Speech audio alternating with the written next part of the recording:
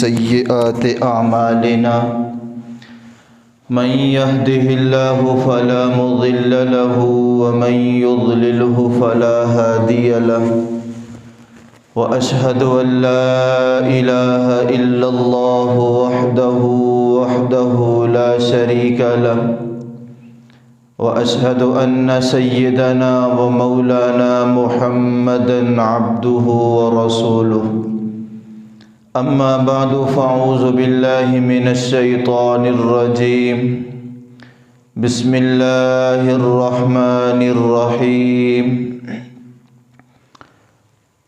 واركعوا مع الراكعين صدق الله العظيم وقال النبي صلى الله تعالى عليه وسلم الصلاة عماد الدين أو كما قال صلى الله تعالى عليه وسلم اللهم صل على محمد وعلى آل محمد وبارك وسلم صل علیہ۔ قابل ست تکریم بزرگوں اور دوستوں، اللہ رب العزت نے ہم سب کو ایمان والوں کو اپنی عبادت کرنے کے لیے دنیا میں بھیجا ہے۔ عبادت کی مختلف صورتیں ہیں، ان میں سب سے پہلا نمبر توحید کا ہے کہ بندہ اللہ رب العزت کی وحدانیت کا اقرار کرے۔ اگر کسی کے پاس سارے کے سارے اچھے اعمال ہوں، عقیدے کے اعتبار سے توحید نہ ہو، شرک کی آمیزش ہو، تو سارے کے سارے اچھے اعمال رائے گاں ہو جائیں گے۔ توحید کے بعد اللہ رب العزت کی وحدانیت کے اقرار کے بعد سب سے مضبوط، سب سے اعلیٰ اور سب سے عظمت والا عمل اسے نماز کہا جاتا ہے۔ نماز ایک ایسا عمل کہ اللہ رب العزت نے قرآن کریم میں 700 سے زائد مرتبہ اس کے ادا کرنے کا حکم دیا۔ اقیم الصلاۃ، نماز پڑھو، نماز ادا کرو، نماز ادا کرو، مختلف الفاظ کے ساتھ، مختلف ترتیب کے ساتھ اور مختلف انداز کے ساتھ اللہ رب العزت نے بار بار اس بات کا حکم دیا۔ اللہ رب العزت ہمارے خالق ہیں، اللہ رب العزت نے ہم سب کو بنایا، ہم اللہ رب العزت کے بندے ہیں۔ اگر اللہ پاک ایک مرتبہ کہہ دیتے کہ نماز پڑھو تو ہمیں چوں چرا کرنے کی اجازت نہ ہوتی، کیونکہ ہم تو بندے ہیں۔ وہ بندہ ہی کیا کہ جو اپنے مالک کے سامنے ڈٹ جائے، لیکن اللہ رب العزت نے اتنی مرتبہ جب ایک کام کرنے کا حکم دیا ہے تو آپ خود اندازہ لگائیں کہ اس کام کی کتنی زیادہ عظمت ہوگی۔ 700 مرتبہ قرآن کریم کے اندر اللہ رب العزت نے حکم دیا۔ پھر رسول اللہ صلی اللہ علیہ وسلم کے بے شمار فرامین، رسول اللہ صلی اللہ علیہ وسلم کبھی دین کا بنیادی رکن نماز قرار دیتے ہیں، کبھی آپ فرماتے ہیں کہ نماز تو دین کا ستون ہے۔ فمن، وہ شخص کہ جس نے نماز کو مکمل کیا اس نے دین کو مکمل کیا، اور جس نے نماز کو ضائع کیا اس کے لیے فرمایا فقد ہدم الدین، اس نے اپنے دین کو گرا دیا۔ کبھی رسول اللہ صلی اللہ علیہ وسلم نماز کو مثالوں کے ذریعے سے سمجھا رہے ہیں۔ رسول اللہ صلی اللہ علیہ وسلم فرماتے ہیں، او میرے صحابہ بتلاؤ، ایک شخص اپنے گھر سے نکلے، مزدوری کے لیے جائے، وہاں پہ کام کرے، کام کر کے جیسے ہی فارغ ہو اپنے گھر کو آئے، راستے میں 5 نہریں پڑتی ہوں، اور وہ نہریں ہیں ان کا پانی بھی صاف ہے، ان کا پانی گہرا بھی ہے۔ اب آپ بتاؤ کہ وہ شخص جس نے سارا دن محنت کی ہے، مزدوری کی ہے، واپس واپس آتے ہوئے ہر نہر کے اندر وہ غسل کرے تو کیا جب گھر پہنچے گا تو اس کے جسم پر کوئی میل کچیل باقی رہے گی؟ تو رسول اللہ صلی اللہ علیہ وسلم کے اس استفسار پر صحابہ نے فرمایا یا رسول اللہ وہ تو بالکل پاک صاف ہو جائے گا۔ تو آپ نے فرمایا یہی مثال تو 5 نمازوں کی ہے، 5 نمازوں کی یہ مثال ہے۔ نماز تو بہت بڑی چیز ہے۔ رسول اکرم صلی اللہ علیہ وسلم نے فرمایا کہ جب انسان نماز کے لیے وضو کرتا ہے، وضو کر رہا ہے تو فرمایا وضو میں جب ہاتھوں کو دھوتا ہے تو اللہ رب العزت اس کے ہاتھوں سے کیے ہوئے گناہوں کو معاف فرما دیتے ہیں، ہاتھوں کے گناہ معاف فرما دیتے ہیں۔ اور پھر حضور نے فرمایا یہاں تک کہ وہ گناہ جو ناخنوں کے نیچے چھپے ہوئے ہوں اللہ پاک ان کو بھی معاف فرما دیتے ہیں، انہیں بھی دھو دیتے ہیں۔ پھر آپ نے فرمایا چہرے کو دھویا تو چہرے کے گناہوں کو معاف کر دیا، سر کو دھویا تو سر کے گناہوں کو معاف کر دیا گیا، پاؤں کو دھویا پاؤں کے گناہوں کو معاف کر دیا۔ صرف وضو کیا ہے، نماز نہیں ادا کی۔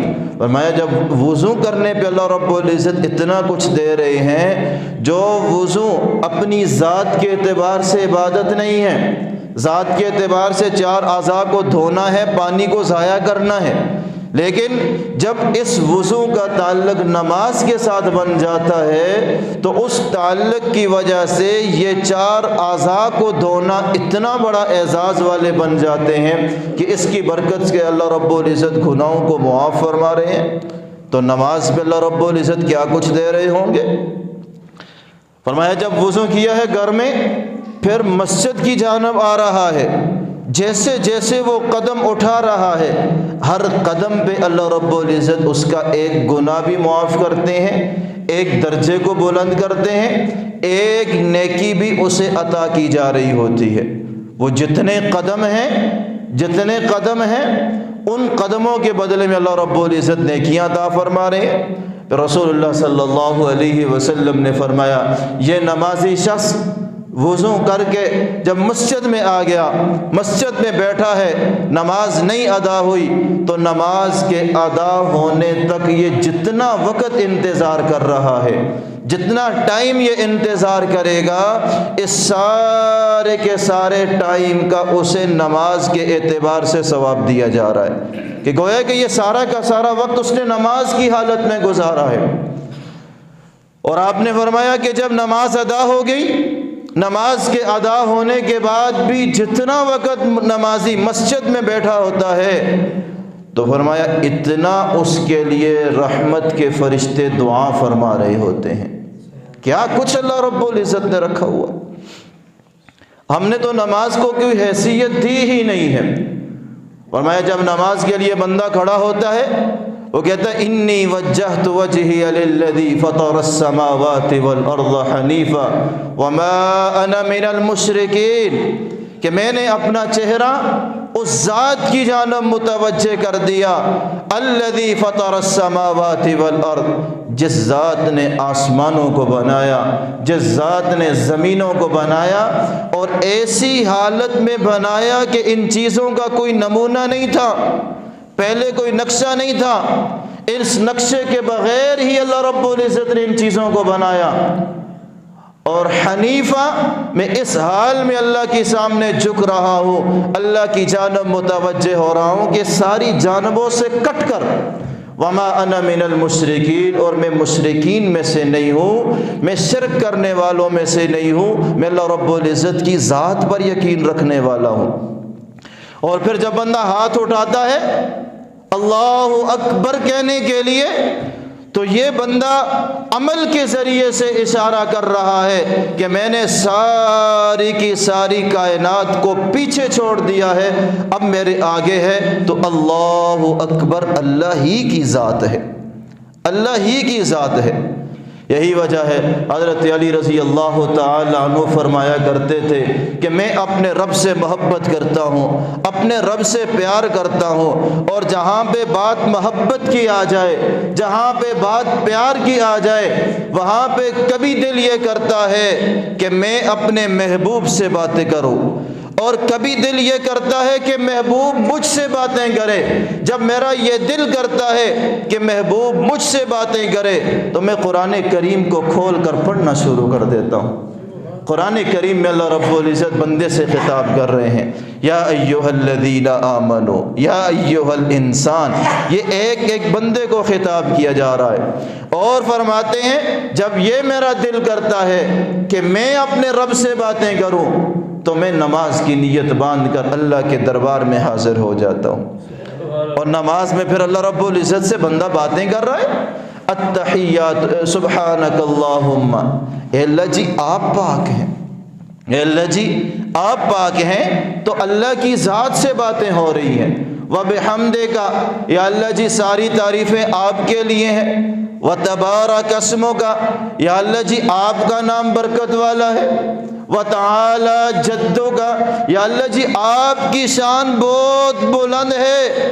ولا الہ غیرک، یا اللہ جی آپ کے علاوہ میرا کوئی بھی نہیں ہے، آپ ہی میرے معبود ہیں، آپ ہی میرے مسجود ہیں، آپ ہی خالق ہیں، آپ ہی مالک ہیں، آپ ہی رازق ہیں، رب آپ کے سوا میرا کوئی بھی نہیں ہے۔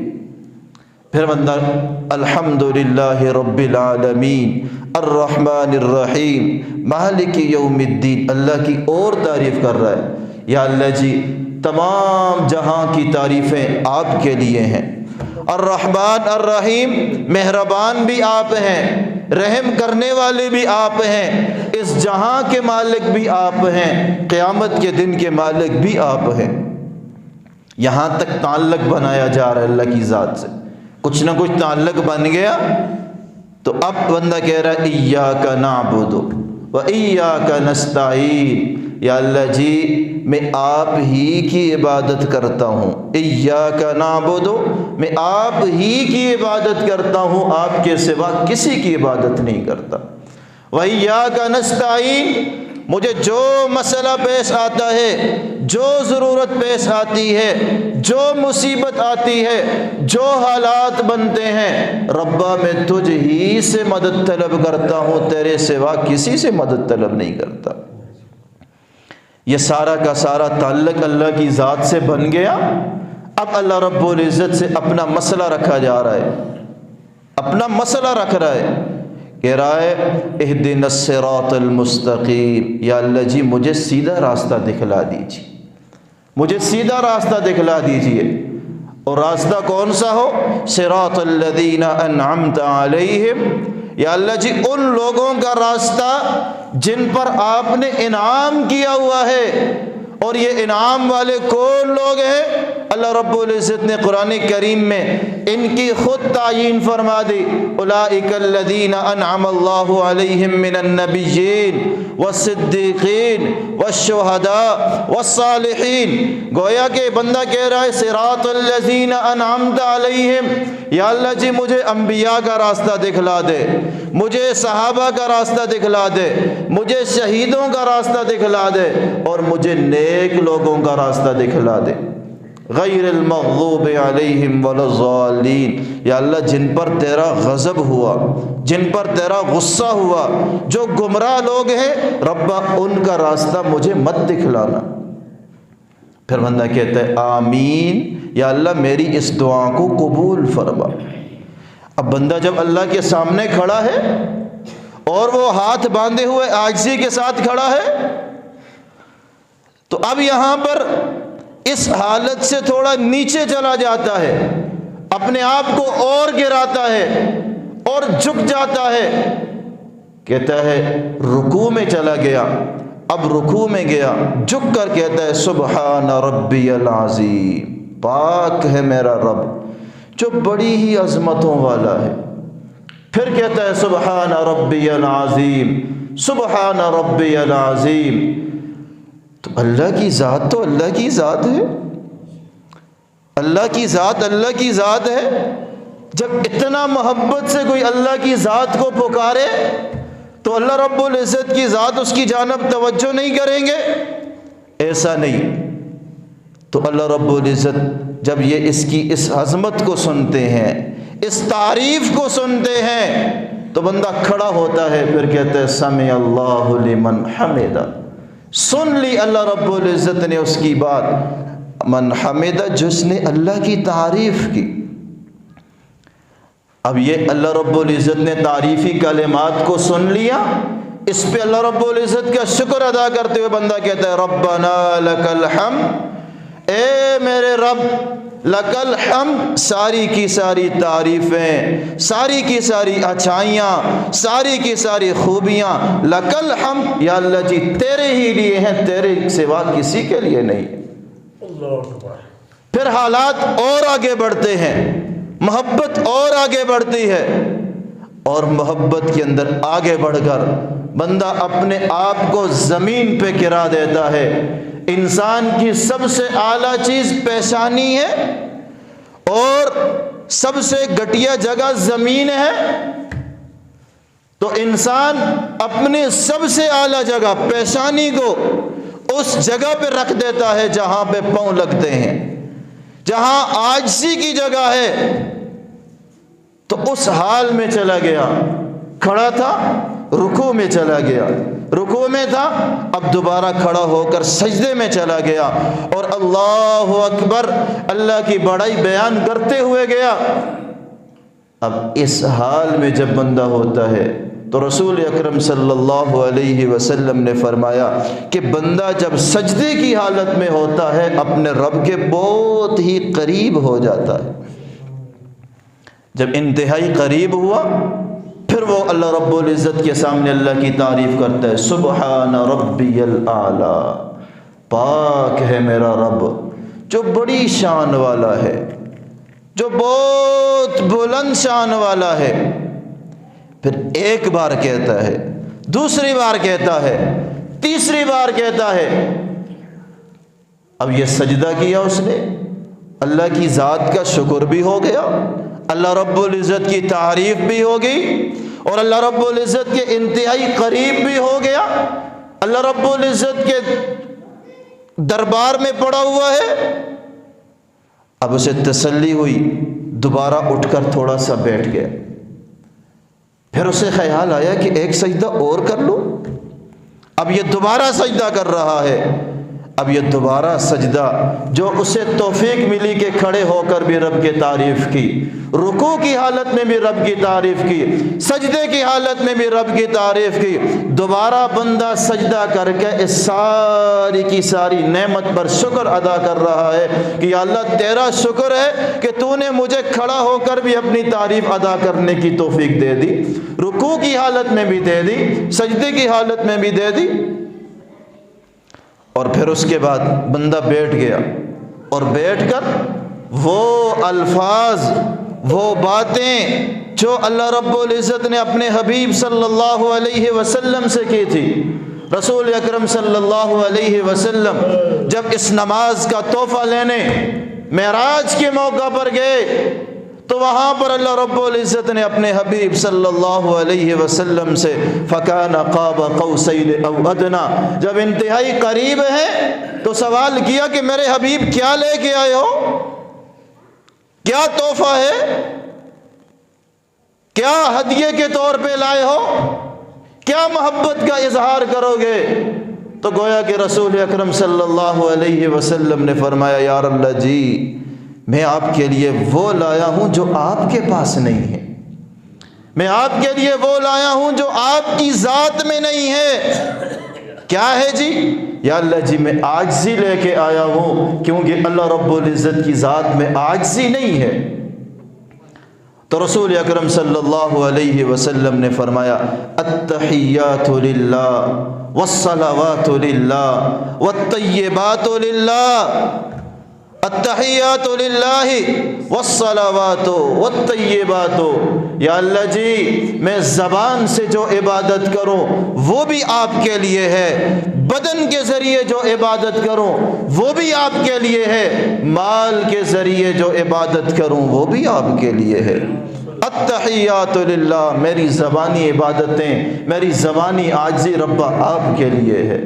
والصلوات، یا اللہ جی میری بدنی عبادت آپ کے لیے ہے۔ والطیبات، یا اللہ جی میری مالی عبادت وہ بھی آپ کے لیے ہے، آپ کے سوا کسی کے لیے نہیں ہے۔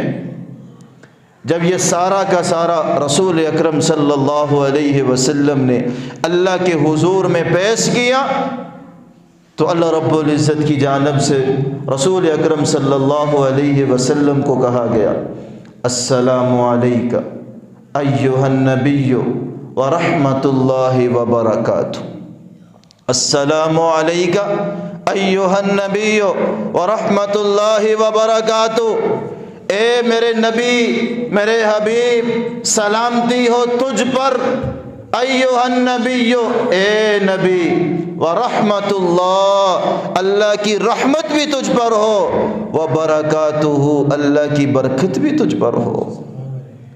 رسول اللہ صلی اللہ علیہ وسلم نے یہ سن لیا، آپ سامنے ہیں، تو رسول اللہ صلی اللہ علیہ وسلم کے دل میں خیال آیا کہ میں نے تو اللہ کی سلامتی کو لے لیا ہے، میں واپس جاؤں گا تو سیدنا صدیق اکبر مجلس میں ہوں گے، وہ پوچھیں گے رب سے میں ہمارے لیے کیا لایا، حضرت عمر پوچھیں گے، باقی صحابہ پوچھیں گے، میری امت سوال کرے گی کہ اللہ رب العزت کے پاس گئے تھے، رسول اللہ صلی اللہ علیہ وسلم اپنے لیے سلامتی تو لے آئے، ہمارے لیے کیا لایا؟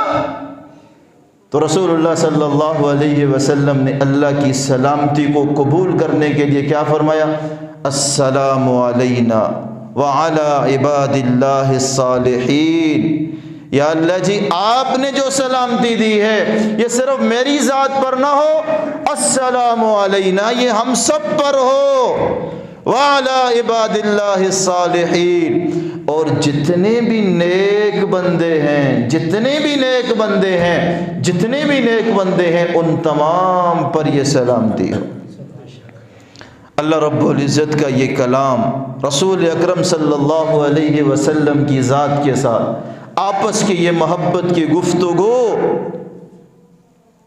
یہ جب سنی فرشتوں نے، جو موجودہ کائنات نے، تو سب نے کہا اشہد ان لا الہ الا اللہ و اشہد ان محمدًا عبدہ ورسولہ، ہم سارے کے سارے گواہی دیتے ہیں اس بات کی کہ اللہ کے سوا کوئی معبود نہیں، ہم سارے کے سارے گواہی دیتے ہیں اس بات کی کہ محمد صلی اللہ علیہ وسلم اللہ کے بندے بھی ہیں، اللہ کے رسول بھی ہیں۔ تو یہ نماز کی حالت میں جو اللہ رب العزت رسول اللہ صلی اللہ علیہ وسلم کے درمیان گفتگو تھی، ہماری نماز کا ایک حصہ بنا کر ہمیں نماز کے اندر دے دیا گیا، جو رسول اللہ صلی اللہ علیہ وسلم کی معراج کا خلاصہ تھا، آج ہماری نماز کے اندر موجود۔ پھر بندہ نماز کرے، پڑھے، عبادت کرے اور رسول اللہ صلی اللہ علیہ وسلم کی ذات پر درود نہ بھیجے تو پھر تو اس کی نماز ہی مکمل نہیں ہے۔ جس ہستی کی وجہ سے ہمیں یہ عبادت ملی ہے، جس نبی کے صدقے میں ہمیں یہ سارے کے سارے اعزازات ملے ہیں، تو پھر بندہ کہتا ہے اللہم صلی علی محمد وعلی آل محمد کما صلیت علی ابراہیم وعلی آل ابراہیم انک حمید مجید۔ یا اللہ جی رحمت نازل فرمائیے، یا اللہ جی رحمت نازل فرمائیے محمد صلی اللہ علیہ وسلم پر، آپ کی آل پر۔ کیسے؟ جیسے آپ نے حضرت ابراہیم علیہ السلام کے اوپر رحمت نازل فرمائی۔ یا اللہ جی آپ برکتیں عطا فرما دیجئے۔ کیسی برکتیں؟ کہ جیسے اللہ آپ نے حضرت ابراہیم علیہ السلام کو دی تھی، ابراہیم علیہ السلام کو برکتوں سے نوازا کہ آج بھی حضرت ابراہیم علیہ السلام کا نام عظمت سے لیا جا رہا ہے۔ اور آخر میں گیا بندہ تو اپنی زندگی کا مقصود مانگ کر نماز کا اختتام کر دیتا ہے، ربنا آتنا فی الدنیا حسنہ وفی الآخرۃ حسنہ وقنا عذاب النار۔ یا اللہ ہمیں ہماری دنیا کو بھی اچھا فرما دے، ہماری آخرت کو بھی اچھا فرما دے، اور ہمیں جہنم کے عذاب سے محفوظ فرما دے۔ تو یہ نماز ایسی ہی نہیں ہے۔ اور بندہ پھر سلام پھیرتا ہے السلام علیکم ورحمۃ اللہ، یا اللہ جو میرے دائیں جانب ہے ان پر بھی سلامتی ہو۔ السلام علیکم ورحمۃ اللہ، یا اللہ جو میرے بائیں جانب ہے ان پر بھی سلامتی ہو۔ سب پہ سلامتی ہی سلامتی مانگی جا رہی ہے۔ جب اس حال میں بندہ اللہ کے سامنے کھڑا ہو اور عبادت کرے تو پھر جو ہاتھ اٹھا کر اللہ سے مانگتا ہے اللہ رب العزت دینے میں دیری نہیں کرتے۔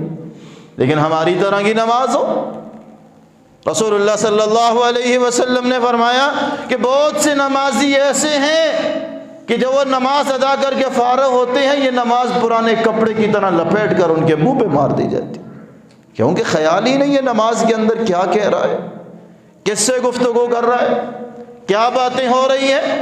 رسول اللہ صلی اللہ علیہ وسلم نے فرمایا نماز ادا کرو، ایسے ادا کرو کہ ان تعبد اللہ کأنک تراہ، کہ آپ یہ سمجھو کہ میں اپنے رب کے سامنے کھڑا ہوں، میرا رب میرے سامنے ہے، میں اللہ کی ذات کو دیکھ رہا ہوں اور اللہ کی ذات سے گفتگو کر رہا ہوں۔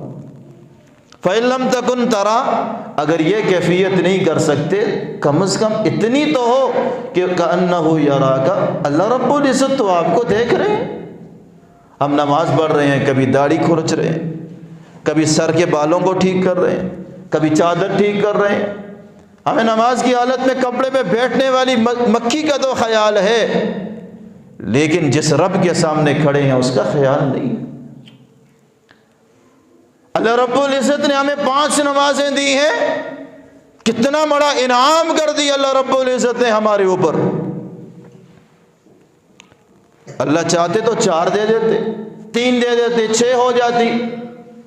وہاں پہ اللہ رب العزت نے 50 نمازوں کو فرض کیا اور کرتے کرتے ان کو 5 تک کم ہو گئی، تو اللہ رب العزت نے فرمایا میرے محبوب ہم نے 50 نمازیں فرض کی تھی، اب 5 ہو گئی ہیں، تیرا امتی جو بھی 5 نمازوں کا اہتمام کرے گا ثواب 5 کا نہیں ملے گا، 50 کا ملے گا۔ نمازیں 5 پڑھو، لو ثواب 50 کا۔ 6 بھی ہو سکتی تھی، 3 بھی ہو سکتی تھی۔ علماء فرماتے ہیں اس کی کئی وجہ ہیں۔ فرمایا اللہ رب العزت نے انسان کے جسم میں احساس کے لیے 5 طاقتوں کو رکھا ہوا ہے، جنہیں ہم حواس خمسہ کہتے ہیں۔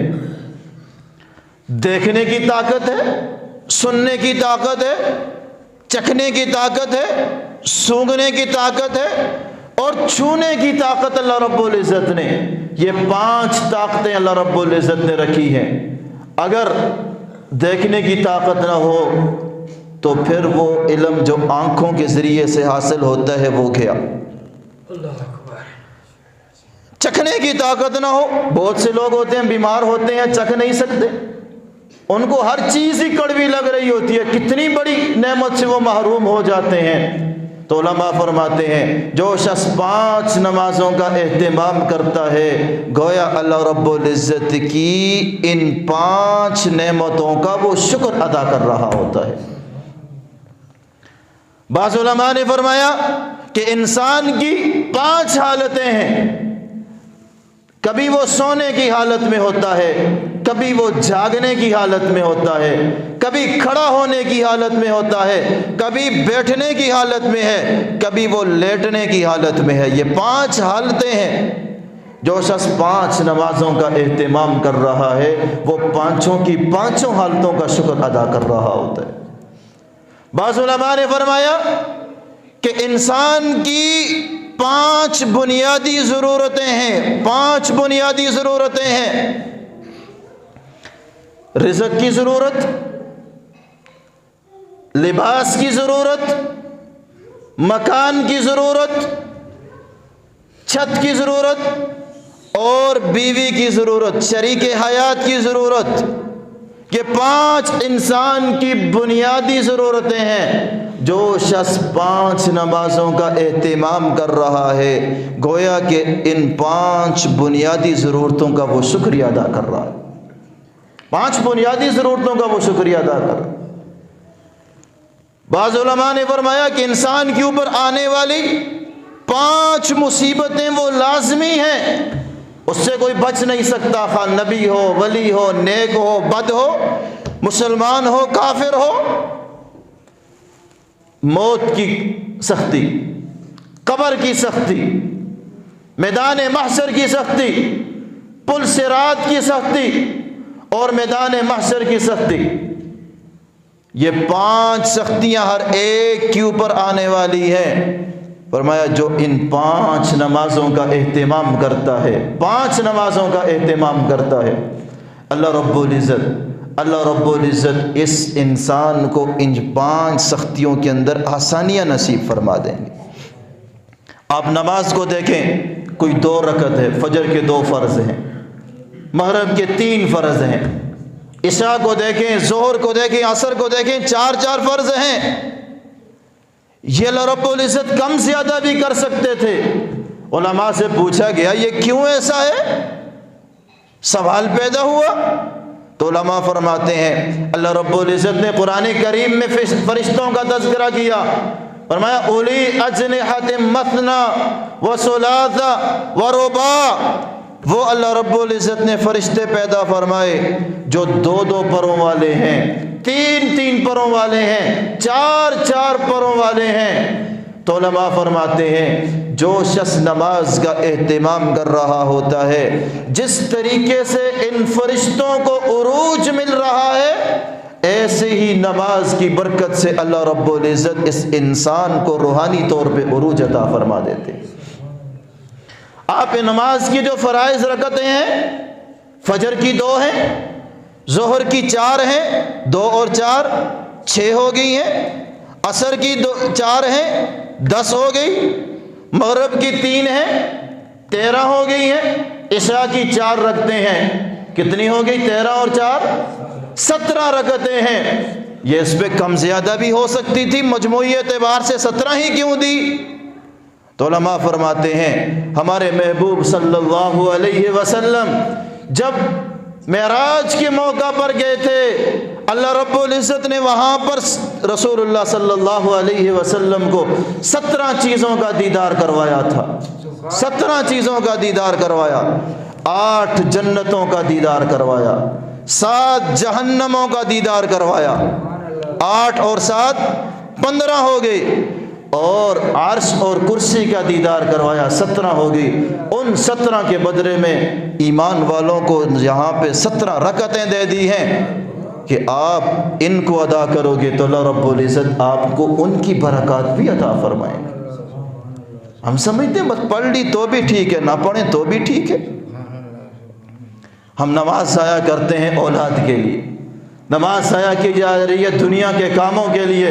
اللہ کی قسم، آپ بڑی عمر کے جو لوگ ہیں، آپ نے زندگی میں کتنوں کو دیکھا ہوگا اڑوس پڑوس کے اندر مرتے ہوئے، گاؤں کے اندر مرتے ہوئے، برادری کے اندر مرتے ہوئے، قبیلے کے اندر مرتے ہوئے۔